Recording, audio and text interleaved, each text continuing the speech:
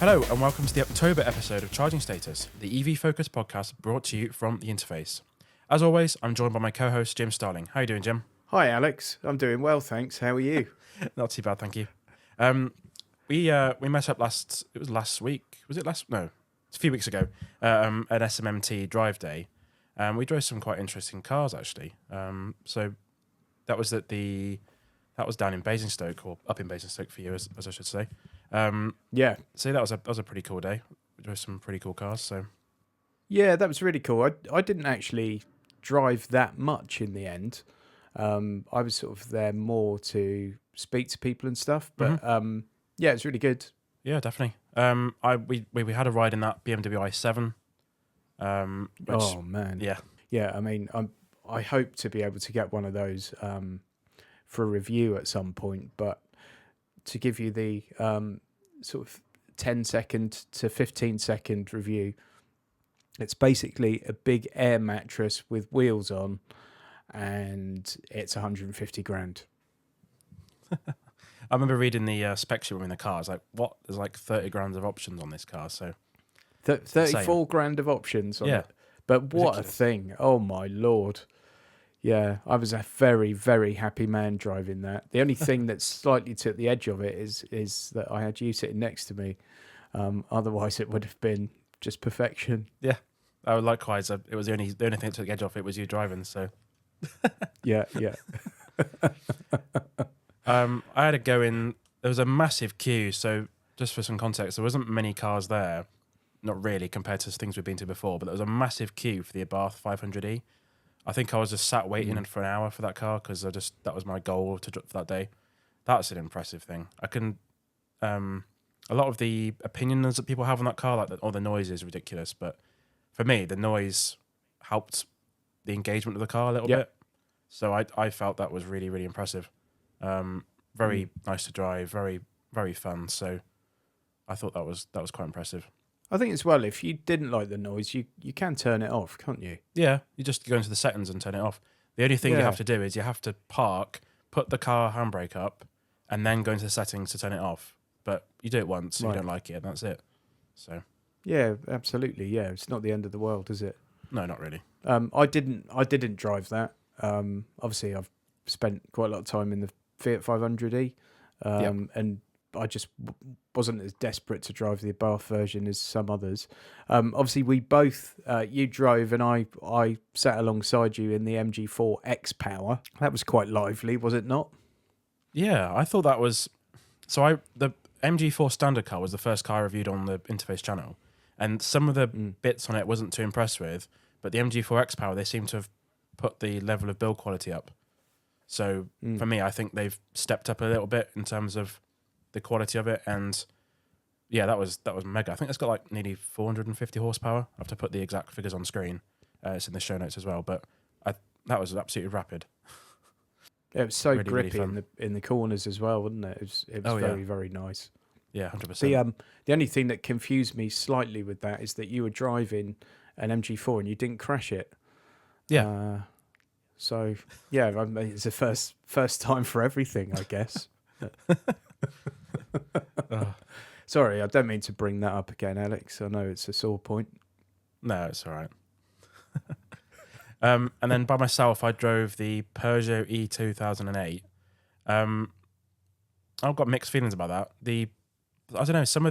We also drove a petrol or diesel. I think it was petrol Vauxhall, and those two cars between them, I didn't feel the best about the build quality of them.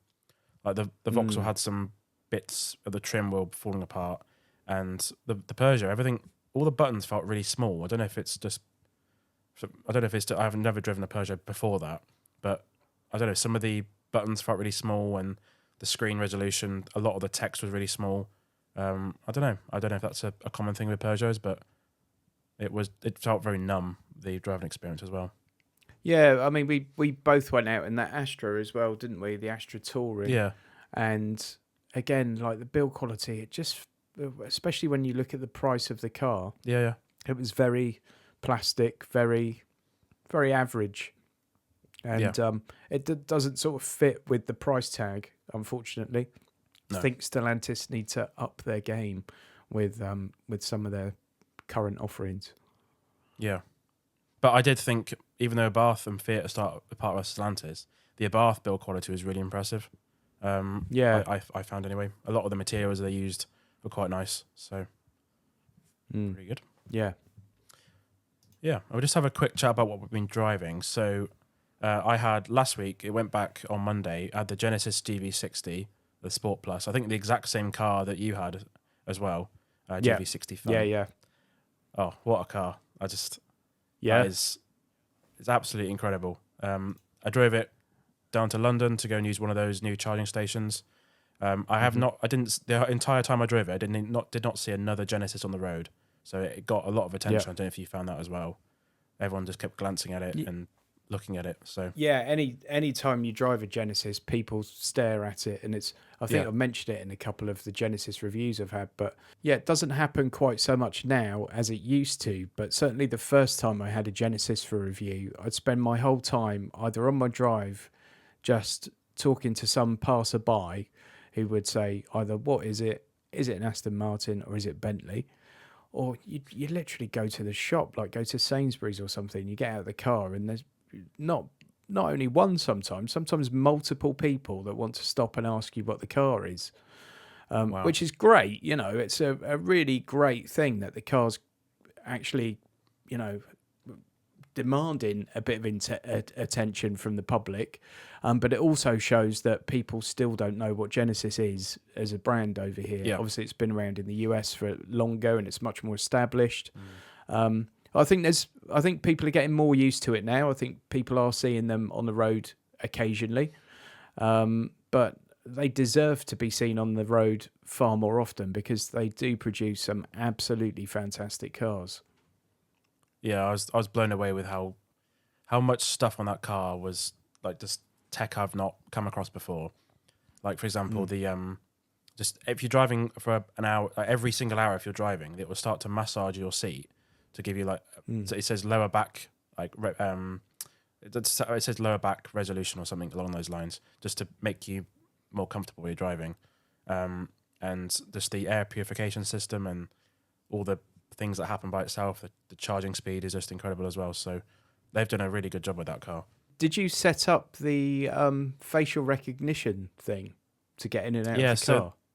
Yeah, the guy who delivered it, he said, "Oh, do you want me to show you the facial recognition?" I was like, "What? I didn't even know it had that."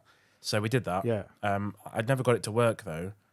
I tried it once and then it didn't work again. But no, that's quite cool, that feature. See, I did get it to work once, but I do feel like it's a bit of a gimmick. Yeah. But maybe yeah, it just shows that they're trying. It does at least show that they're trying out new things. And yeah, I mean, it's interesting. Again, it's something I hadn't seen before, you know, gaining entry to a car using facial rec as you would to your phone, for example. Yeah. So, yeah, it shows there's kind of forward thinking. Yeah. And I love the infotainment system. So the fact that there's it's got like a BMW iDrive system, the knob to turn all this stuff. And that infotainment system, along with the driver's display, not once did it lag or just glitch or anything. Everything was so smooth, and the sort of the sensibilities of navigating that whole system is just really good. So they've done that is another point they've done really well. It's great as well because I mean, at its heart, it's that Kia Hyundai system that we've seen in so many cars before, but just the UI they've dropped over the top. I don't know, it works so well. Yeah.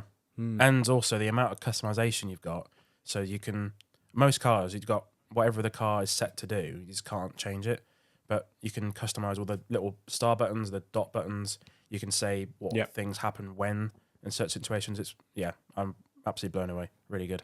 One thing I wanted to ask you about was I know you've driven both the Premium and the Sport Plus model. Did you notice a difference in the turning circle between those two vehicles, or did you not?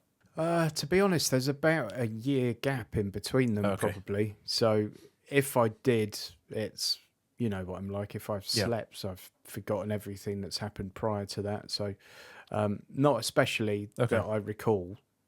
The only reason I asked is the turning circle on the Sport Plus was a little bit less than what I'm used, like I'd expect. I guess that was to do with the four-wheel drive system. That's the avenue I was going down. Quite quite possibly. Mind you, you should check the turning circle on my rear-wheel drive Tesla. Yuck. Oh, really? Yeah. Maybe it's just a big car thing then. Yeah, maybe. Yeah. So that's enough about what I've been driving. What have you been driving recently? Oh, what have I been driving? I've been driving the BYD Dolphin. So there is a review for that up on Men and Motors at the moment. So go and check that out. Yeah, the BYD Dolphin's a very, very good car. Very good car. Obviously, me and you actually took out an Atto, didn't we, at one of those SMNT days before? And it was a nice thing, and it was well put together and everything else. But I don't know, I didn't feel particularly impressed. The Dolphin really did impress me, and at the price point, which it's competing directly against things like the Aura Funky Cat and the Corsa E, those kind of cars, and it's, to me, it feels like a step above certainly the Corsa, but even the Funky Cat. It really feels great.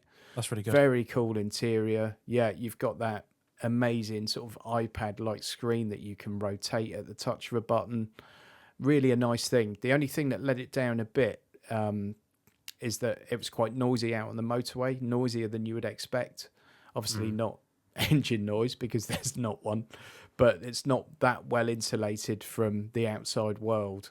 And I think a little bit more attention there, and it really would have kind of polished what's otherwise a very, very good piece of kit. Yeah, that was really good, because the Atto 3 wasn't the most memorable car we drove. Yeah, the Atto 3, I don't know, it looks very generic as well, doesn't it? And, is what it is.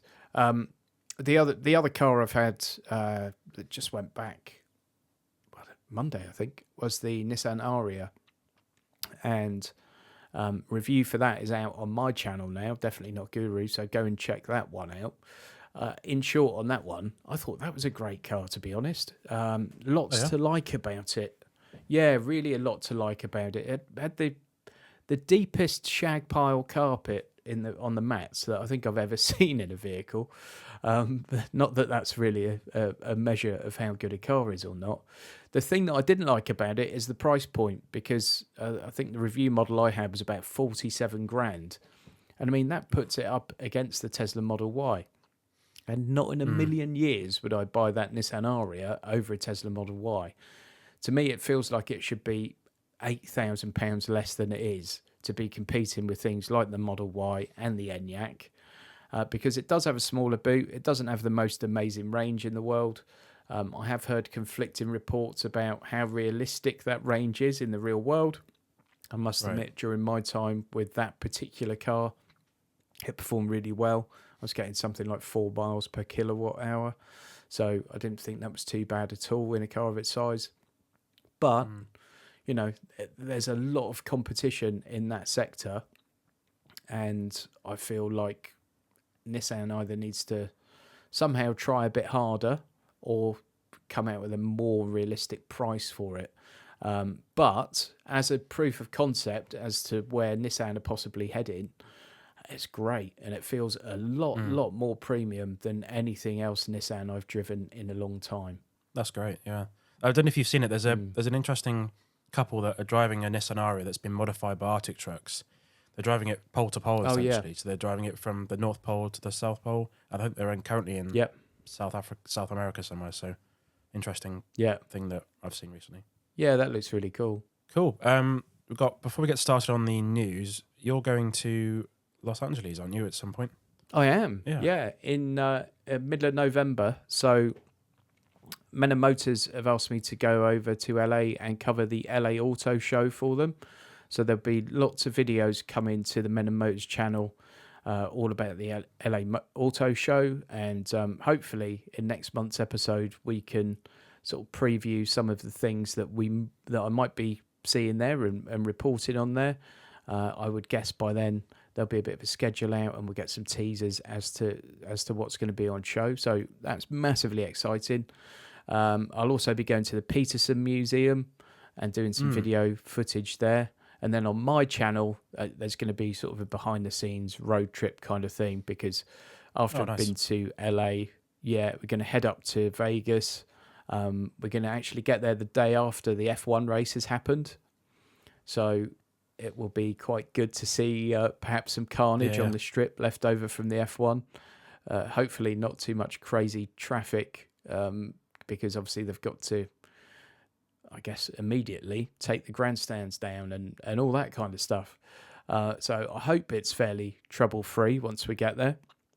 And we're going to the Shelby Heritage Museum, which is sort of massive Shelby workshop and museum, just a couple of miles away from the strip. I have been there before. It is fantastic.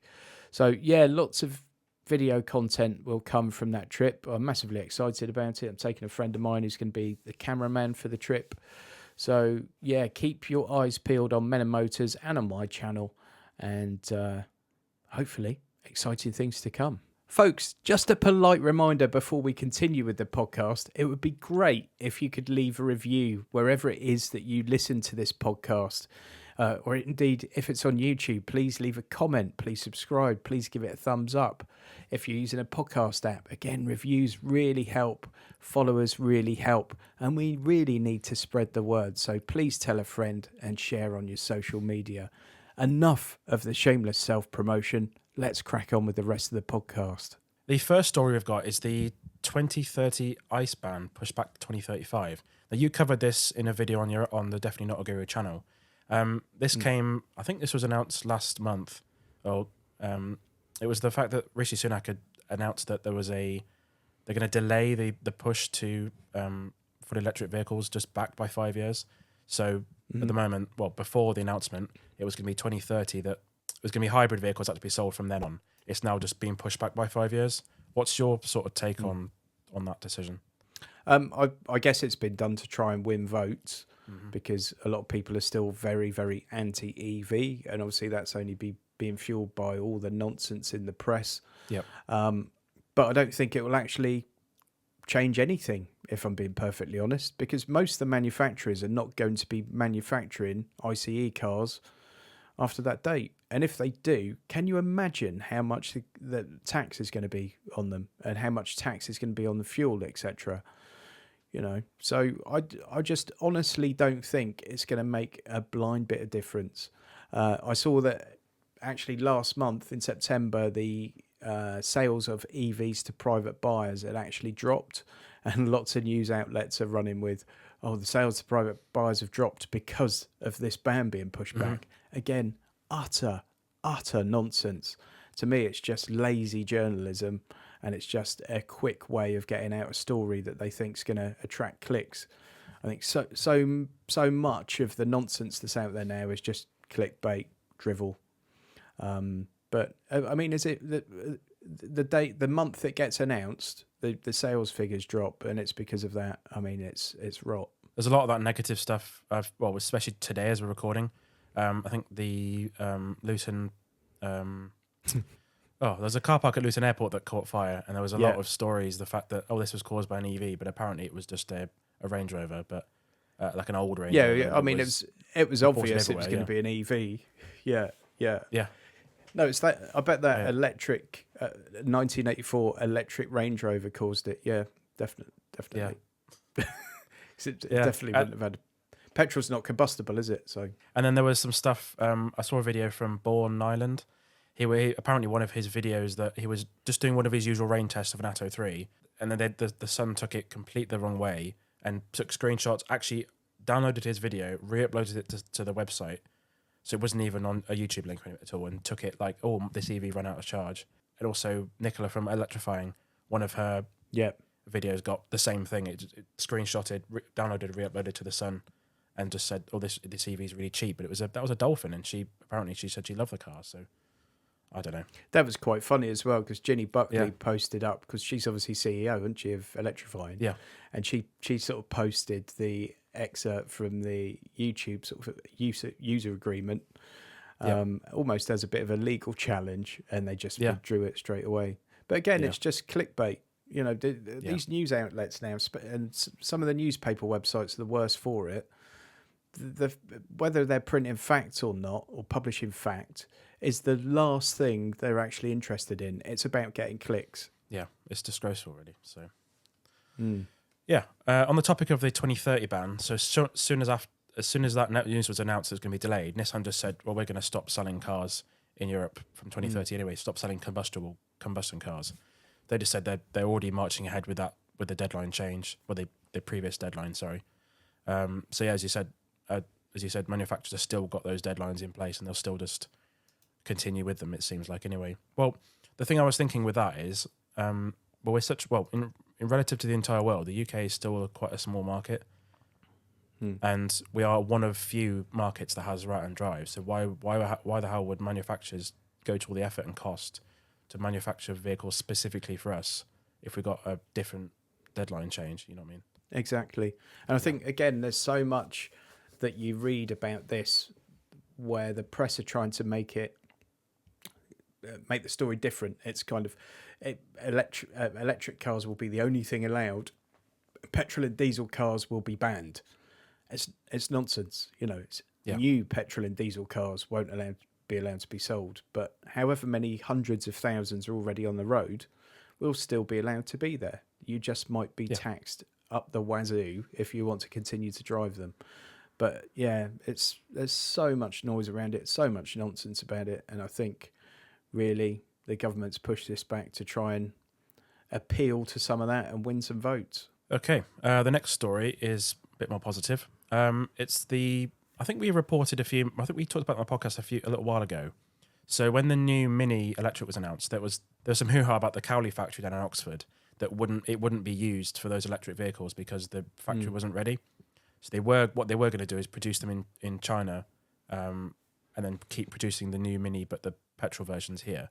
However, BMW have announced that they've managed to secure some funding, or they've set aside some funding to overhaul the factory. They've announced they're going to invest £600 million into redoing that factory to produce EVs, and that'll be ready to produce 200,000 cars per year. So that's really, really good news. And the fact that jobs down there will be secure as well. So yeah, it's fantastic news. We used to be obviously one of the big car producers, and over the years it's become less and less attractive for car production, car manufacturers to produce cars in the UK. And hopefully this is a sign that car manufacturing in the UK is viable, and that more manufacturers will choose to start looking at the UK again. Yeah, brilliant. And BMW said that UK government has supported this investment with some financial aid, but they haven't specifically said how much that is. The new electric Mini will start production in 2024 down in Oxford. So that's really good news. Mm-hmm. The next story is a piece that you wrote for my website, The Interface. Just very surprisingly, the Volkswagen Up, sort of an icon, a little bit of an icon with small hatchbacks. It's been officially discontinued yesterday. So it's quite a big amount. I didn't see this coming at all. I don't know if there was any pre-announcements to it, but it seemed to just happen out of nowhere. And I think this was out of the three sort of clones, the Up, the Citigo, and the Mi from Seat. Those other two ones have already been dropped from sale previously, so the Up was sort of left on its own. And it was, over time, the price had gone up slightly for each model. But it's the end of been in production for over 12 years, which is incredible. I think that's probably been its biggest failing, is the fact that the price did go up, because when it started off at like an £8,000 car, and it made so much sense at that much money, and it's just crept and crept and crept to the point where it's almost double that. And obviously at the same time you can get a used one relatively cheaply, so they possibly sort of priced themselves out of the market with it a little bit. But that's probably all a load of nonsense, and it's probably just going so they can make a small electric car. Yeah, I'd imagine so. So at the moment, just before the car was discontinued, it was about £15,000. And ironically, when the Up GTI was started to be sold, it was about 13 to 14 grand. And the fact that it was more than the baseline was more than the top spec one was in 2018, 2019. Just insane.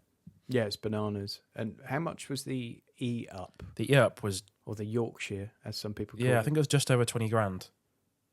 But wasn't. grand. Yeah. I only found out recently that the Volkswagen was selling the E-Up, or relaunched it in Ireland again. So I'm not sure if the E-Up was dropped from sale in the UK because of the right-hand drive thing. They weren't selling enough for the right-hand drive market. And I noticed that it just been launched again in Ireland. So I'm not sure what's happening with that. So, Interesting. so yeah. Cool. We're following on from last month. We did some deals last month. So I went on Auto Trader last night and found some EV bargains, I guess. So hopefully these are not sold, because most of the ones we looked at last month, they'd already been sold in the time previous. Yeah. So yeah, the first one I found was a Renault Megane E-Tech. Quite a big discount on this. So it's a 1-year-old model. It's 72 reg. It's only done 5,000, just over 5,000 miles, and it's up on Auto Trader for just over 25 grand, which is 11 grand more, or 11 grand less than what it sold for new. So that's not a bad deal. You've driven one of these, haven't you? Yeah. Yeah, I have. Yeah. Only very briefly. Okay. I have to say, at one of these drive days, and yeah, it was a nice thing. To be fair, my sort of memory of those 15 minutes with that car are pretty good ones, in fairness. But yeah, it's lost a lot of money in the first year, and I think at the moment, people saying I can't afford to get into an EV. Well, probably if you have a look around now, you can if you really want to. Obviously, this is still a very new car, but I mean, some of the prices you see. I mean, you can get an EV now for under £5,000, can't you? Yeah. If you really want one, it's not going to have a very good range, and it'll be a bit older, etc. But some of these deals are very impressive. Yeah.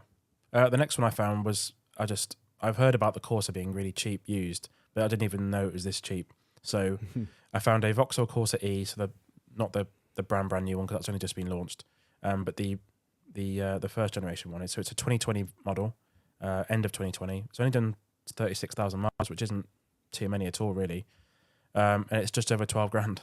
And that car brand new at the moment that car was brand new for 32 grand. So that's just insane.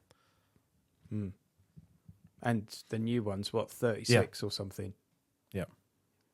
Yeah, so you're basically if you look at it, it's lost a third of its value every year, pretty much. Yeah. And this car looks in good condition. It's very clean. Yeah. There's no damage on it. It's got the DC fast charging. It's got the cables included as well. Looks like it's got a fair amount of kit on it, so pretty good. The other thing with these is there are hundreds of them around. It's not like you've been a super sleuth and you've found the one for sale. There are hundreds of these Corsa E's around. Yeah. So fill your boots really, because you're not going to service it very often. No. The running costs of it, if you can charge at home, are going to be negligible. Also, I think a car around this kind of price point could possibly be a second car in someone's household. If you need one car that does long journeys all the time, perhaps you've got someone that does lots and lots of business mileage, fine. But for someone else in the house that's possibly just doing normal commutes and normal kind of round town stuff, this will absolutely do the job for you. 12.5 grand for a almost 3-year-old car. Yeah. It's quite impressive. Yeah, definitely. One of the other deals I found, so yeah, as you mentioned, some of these deals, I haven't had to look very hard to find these. I've just got on Auto Trader, filter by electric, low to high, and choose the manufacturers that I know have got good EVs. It didn't take me very long at all, so they're not hard to find. The next one I got is the cheapest Honda E on Auto Trader at the moment. It's just under £17,000. And I reviewed one of these on the Interface channel about last month, I think. I'm really, really impressed with it. And this is definitely a second car just because of the range. But this has done no miles. It's done 11,000 miles. It's a 2020 car, so it's 3 years old. Again, this must be a lease expired job, because a lot of these are 3 years old. Yeah, or company. Yeah, loads of them be ex-company cars as well. Yeah, and this is a lot of car for 16 grand. These were brand new. They were they're £38,000 brand new now. So massive amount of depreciation again. The the only sort of downsides with the Honda E obviously are the Yep. battery range and the fact that if you want to take more than a packed lunch out with you, it's a little bit lacking for It cargo is. space. But as a thing to drive, they're just such fun, aren't They're they? absolutely amazing. As I said, I think I told you last episode, I did about 1,000 miles in that car in 1 week. I had a lot of seat time in that car, and it was really, really good. Really, really impressed with it. Yeah, brilliant. Yeah. The next one we've got is the first generation Mini Cooper electric. So the next generation has just been announced literally a few weeks ago. And this one, brand new, it was £32,000. This one, again, is a 2020 reg, and it's just over £14,000. And it's done 31,000 miles, which, again, isn't many for an EV, really. And that's a massive, massive drop in value. So, again, these ones haven't got the best range, but... Yeah, and I mean, one of the biggest problems with a Mini is the reliability and the cost of repairs. And, of course, this hasn't got many moving parts. You don't need to worry about the fact that it's going to take someone 2 weeks to do a clutch on it because it hasn't got a clutch. So, a lot of reasons not to buy a Mini immediately go away when you turn it into an EV. I think the new one will hopefully be a bit more impressive because I think it's probably been designed, well, it has been designed, hasn't it, as an EV primarily, rather than this first generation, which was a case of let's take out the engine and gearbox and drop a few batteries and motors around the place. For me, EVs always work best when they're designed from the ground up as an EV. But yeah, it's again an incredible price drop and a great bargain. Yeah, if I remember rightly, I think these use a lot of i3 parts. I think a lot of it is just an i3 underneath, which they're quite proven to be quite reliable, I think. Yeah, definitely. And then the very last one I've got is not a bigger discount as we've seen before, but this is quite a big, well, a relatively discount. It's a Aura Funky Cat. This was the cheapest one I could find on Auto Trader, and it's basically seven or 8 grand less than the new price. So this is a first edition, so it's got all the options on it. It's only done 6,000 miles. It's a 1-year-old car, and it's £25,000, and that's £32,000 brand new, that one. So I still wouldn't buy that, and the reason is, it's £32,000 car. This one's an X demo with 6,000 miles on it, and it's dropped down to 25 grand. Yep. In less than a year. That's going to depreciate a lot. The Aura Funky Cat is going to depreciate a lot. Now, you can lease one of those for 3 years for about 10 grand, and you don't have to worry about the depreciation. I think you could buy that one now at 25, bearing in mind it's already lost 7 grand. I think you could buy that now at 25, keep it for 3 years, and it will be worth 10 at the end of it if you're lucky. Yeah. That's my gut feeling on it. Or you could have spent the 10 and had a brand new one and had no MOTs or anything like that. Yeah, definitely. Yeah, I think on Lease Loco, I think the Funky Cat is about $189 a month, isn't it? It's quite a good price at the moment. Yeah, so the lease profile I usually look at is 10,000 miles a year, 3 months up front, and then a 3-year lease. You'll get one for 300 quid. Okay. With that. So yeah. Lots of the leasing deals you see are on a ridiculous profile. It'd be a 4-year lease with like 12 months up front and 5,000 miles a year or something. And hardly anyone in the real world does that. But they'll show you it for like £12 a month, just again to attract a click, I guess. But yeah, a realistic lease profile, you'll get one for between $250 and $300 a month. Yeah, not a bad deal really. So, yeah, with under £1,000 down. So yeah. Again, all those deals we found on Auto Trader are in the show notes and in the YouTube description as well. And that brings us on to the lightning round. The first story we've got is the pricing has been revealed for the new 600E. So this looks like a 500E. We talked about it on a previous episode. This is going to be priced from just under £33,000 in the UK with 250 miles of range, and it shares the platform with that new Jeep Avenger as well. So it's going into quite a crowded market already, up against the Kia Niro EV and the Volvo EX30. So pretty nice looking car, and the interiors of the new 500e look pretty nice as well, and look quite similar. So it's going to be quite a step up in quality, I think. So what do you think? Yeah, I just think it seems it should be cheaper. Basically, when you look at the pricing on the 500e, I mean, it's not far off that, is it? Priced weirdly. And you sort of think, well, this should be a lot more than the 500e, and it's not. So that must be a good thing. But the 500e is priced ridiculously high. So I think it looks like a nice car. It probably will be a nice car. I think it's a bit too expensive. The next thing I've got is the Genesis GV80 Coupe. So Genesis have launched a coupe version of the GV80 SUV. I saw one of those in person on Saturday for the first time. That thing's huge. The GV80 is so big. Oh, GV80, yeah, right. I had one for review, and yeah, it's full on Range Rover size. Yeah, it's massive. Absolutely gorgeous, lovely, wonderful thing that you could happily live in it, to be fair. Yeah. If you rented it out on Airbnb in the centre of London, you could get 300 quid a night for it, I'm sure. It's incredibly spacious, very luxurious, lovely thing to drive. I like them. Yeah. The one I saw at one of their studios, and those studios are really nice. One thing I noticed, they smell nice. They just smell of wood. I don't know if that's an intentional thing, but anyway, back to this car. It's like a coupe version. It's like a lot of manufacturers doing that now. And now Mercedes are doing it, Skoda are doing it. Sort of a fastback version of a existing SUV. This one will be sold alongside the normal SUV. So it's got all the same technology. It's got 27-inch infotainment system, two-tone steering wheel, lots of wood and leather inside. So I think that's a really good addition to their lineup. So.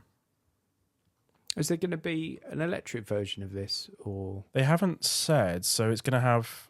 It doesn't look like it. It's going to have a 300 horsepower petrol engine, a 400 horsepower petrol engine, and some hybrid options. At the moment, there isn't an electric version that's been talked about. We've got some hybrid versions though.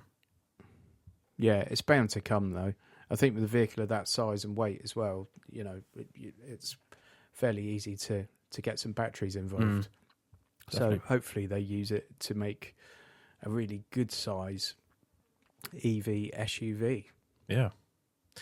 The next thing I've got is about NACS. So last month I spoke to Nate from FreeWire Technology, and we spoke a little bit about the adoption of Tesla's NACS standard. So for those who don't know much about it, it's basically over in the US, Tesla have been very stubborn and not adopted CCS or any other standards. If people remember back to when the Model S and the Model X were introduced in the UK, they didn't have the same connector as everything else. They had their own proprietary connector used on superchargers. So over in the US, Tesla seems to be doing a very good job of convincing other manufacturers to adopt their connector. So earlier this year, they published the NACS connector as a fully fledged standard and have encouraged other manufacturers to use it. And so far, most of the manufacturers of EVs in the US have started to adopt it and have said by next year or the next model refresh, they won't even use CCS, they'll just use the Tesla standard. And last month, Jaguar signed a deal with Tesla to use the connector. And what that means is every car in America can use Tesla superchargers without having to have those superchargers set up for third-party access. So it opens up a lot of use cases. And also Hyundai and Kia have adopted that connector as well. So it looks... Well, if you're a listener in the US and you've got a non-Tesla EV, suddenly EVs you buy will start to have more access to Tesla chargers. I just hope they don't bring that to the UK, and it would mean I'd have to go and get my Tesla retrofitted or something. So let's hope it's a little way off yet. Look how long it's taken companies to adopt USB-C. I know, yeah. It's sort of similar sort of thing. I think some EVs will start to ship with adapters as well. You can buy adapters. So you can have loads of dongles and things for EVs. So it's going to be a little bit messy and people are going to forget them and not be able to charge and get stranded. I can see that coming already, but it is what it is. Thanks for listening or watching this episode of the Charging Status podcast. You can find us on YouTube, and wherever you get your podcast. For a full description of this show, visit the episode link in the show notes. And of course, check out those chapters complete with images to make your listening experience much more enjoyable. We also have an ad-free premium version of this show available on Apple Podcast. That will help support this episode and future podcasts from the interface. Jim also has a book out all about used cars. Be sure to check that out. It's a great read. Link is in the show notes. There we go. Book is there. Thanks again, Jim, for joining me on the show. Where can people find you online?